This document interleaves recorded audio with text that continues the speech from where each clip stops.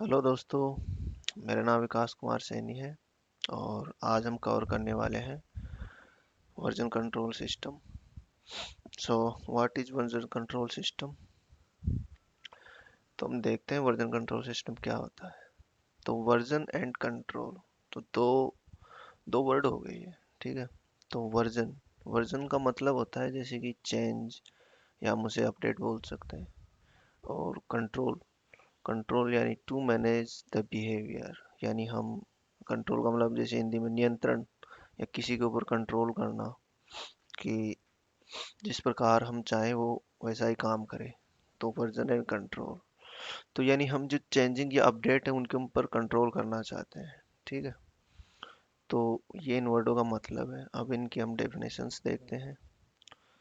सो version control also called source code, source control.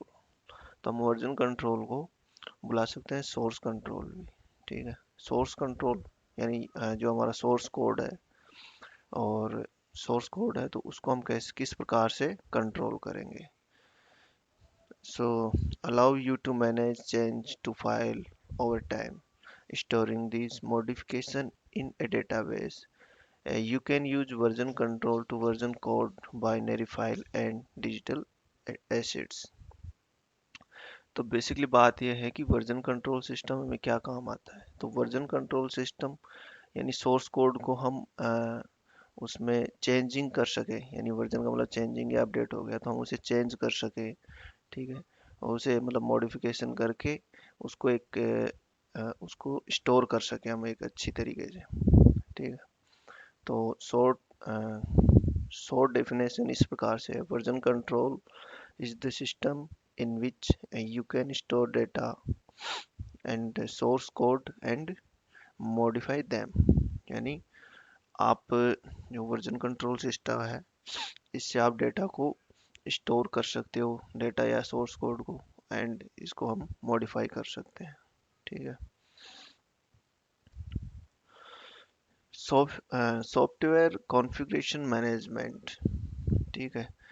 Software configuration management या फिर हम इसे बोले सोर्स कोड मैनेजमेंट। तो हम अब सोर्स कोड को मैनेज कैसे करेंगे, ठीक है। तो अभी तो सोर्स कोड को मैनेज करने के लिए बहुत सारे टूल्स आ गए हैं, और जो वर्जन कंट्रोल है ये उन्हीं टूलों के बारे में हमें बताता है। तो जैसे कि पहले क्या होता था, पहले यह था कि जैसे हम चार बंदे कोई भी सॉफ्टवेयर के ऊपर काम कर रहे हैं या अपनी अपनी प्रोग्रामिंग फाइल बना रहे हैं, और फिर जैसे कि उन्होंने काम कर लिया तो अपनी फाइलें मैनेजर को दे देते हैं। तो मैनेजर के लिए ये थोड़ा सा डिफिकल्ट हो जाता था कि वो जो चार बंदे उनमें किसने क्या क्या काम किया है, या जो पीछे 2 दिन पहले उन्होंने क्या काम किया था, या आज क्या करने वाले हैं, ठीक है। और कोड को मर्ज करने में या काफ़ी समस्या होती थी। तो इसी चीज़ को देखते हुए मतलब वर्जन कंट्रोल सिस्टम का आप ये बोल सकते हो अ, निर्माण हुआ है, या फिर ज़रूरत के हिसाब से वर्जन को कंट्रोल करने के लिए ये टूल्स बनाए गए हैं, ठीक है। तो हम इसको आगे देखते हैं। मैनेजमेंट वर्जन, तो वर्जन को कैसे मैनेजमेंट करेंगे। जैसे मान लो हमने आज एक काम किया है एक्स, ठीक है। तो आज हम इस फाइल का नाम है, जैसे माय फाइल हमने नाम रख दिया, और वर्जन वर्जन कर दिया हमने वर्जन 1.0.0, ठीक है। तो यानी ये फर्स्ट वर्जन है जिसमें हमने काम किया है एक्स। कल फिर से हमने कोई एक काम करेंगे जिसके अंदर हमने काम किया वाई, तो इसका वर्जन अपडेट हो गया। अपडेट यानी चेंजिंग हो गया वर्जन, और अब इसका वर्जन हो गया 1.1.0, ठीक है। फिर हमने परसों कोई काम किया और वो काम जेड गया, ठीक है। तो यानी हम कुछ ना कुछ इम्प्लीमेंट करते जा रहे हैं, कुछ ना कुछ हम जो हमारा काम है उसको इम्प्लीमेंट कर रहे हैं, यानी वो एक वर्जन, यानी कि जो हम कुछ ना कुछ अपडेट कर रहे हैं उस काम के अंदर, ठीक है। तो इस चीज़ों को कंट्रोल करने के लिए हमारे पास हमने टूल वगैरह बनाए हैं, ठीक है। तो वो हम देखते हैं क्या टूल्स हैं। Type of version control system, तो वर्जन को हम कैसे कंट्रोल करते हैं ये आपने देखा।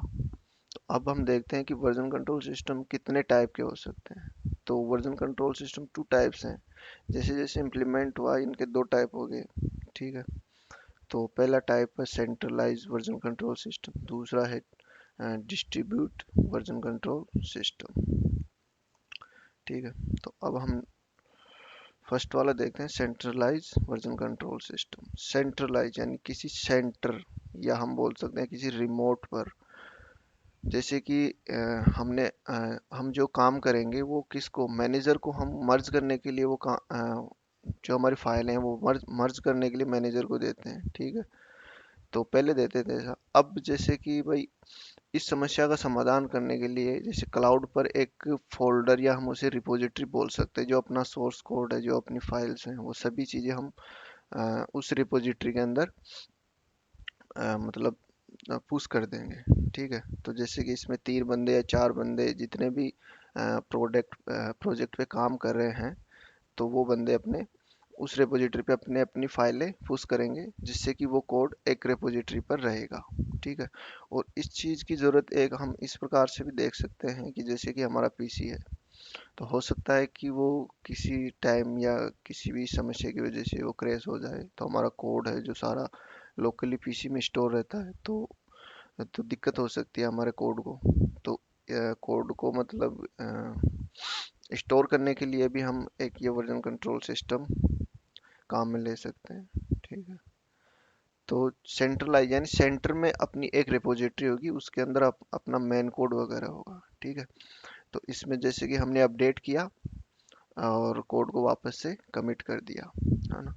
तो इसके थोड़े से डिबग हैं, या फिर हम बोल सकते हैं इसके थोड़े से ड्रॉबैक्स हैं सेंट्रलाइज वर्जन कंट्रोल सिस्टम के। तो इसके ड्रॉबैक क्या है कि जैसे कि मान लो ये एक तो हम जब भी इसमें काम करेंगे तो ये कनेक्ट रहेगा नेट से। ठीक है। तो हमें इसको हमेशा नेटवर्क चाहिए। तो हम जब भी जितनी भी देर काम करेंगे तो नेटवर्क चाहिएगा, अगर नेटवर्क नहीं रहा तो हम इसके ऊपर काम नहीं कर सकते। तो ये एक इस प्रकार का इसका ड्रॉबैक है।